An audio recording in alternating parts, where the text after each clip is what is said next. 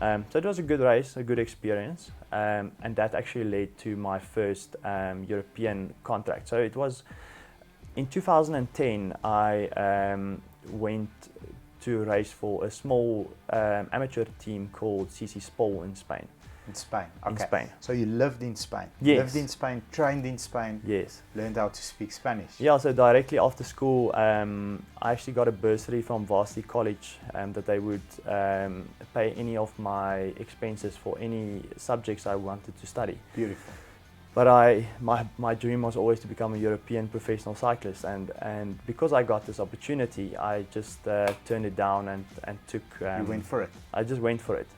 Put everything that I could into making this dream work. I went to Spain, not knowing the language. I stayed in a small town there. No one could speak English.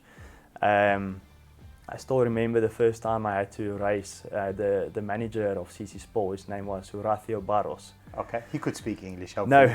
No, he couldn't speak English.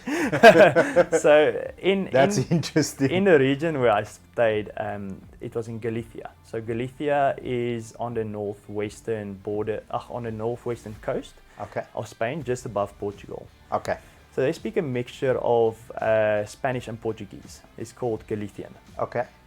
I did not know this before the time. So I pitch up at the airport. Johan van Zyl was at in the breakaway at World Champs, was with me there.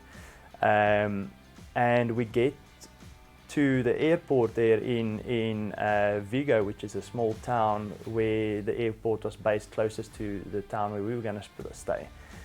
And Horacio starts speaking to me and to Johan. And I look at Johan like this. I'm like, Johan, is this guy speaking Spanish or what's happening? He looks at me, he's like, I don't know. I don't know, you've got me.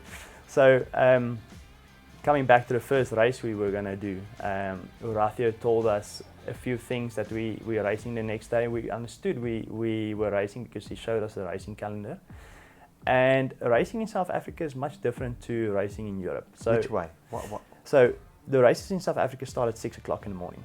6 a.m., yes. 6 a.m. In Europe, it only starts at 2 o'clock in the afternoon. Why?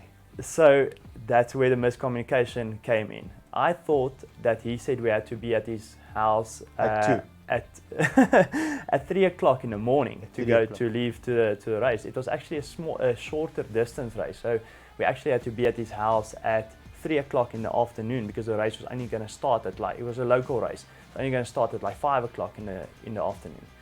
So we pitch up to his house, I ring the bell, and he comes out so confused and he starts screaming at us because I didn't understand it was supposed to be. You 12 hours early. 12 hours early. And while he's screaming and going on, I'm just looking at Johan like, I don't know what this guy is saying, but we're definitely racing today. It's on the calendar. So let's just sit here and wait. And yeah, we waited for a few hours until he woke up because he went back to bed. And he actually took us back to the accommodation where we were staying, and then he got someone to write down for us. We actually had to be at his house at 3 o'clock in the afternoon. So yeah, that was quite an interesting experience. If you enjoyed this content and you would like to see more, please visit our Mitmac Masterclass channel on YouTube. That's where the magic happens. Bye-bye.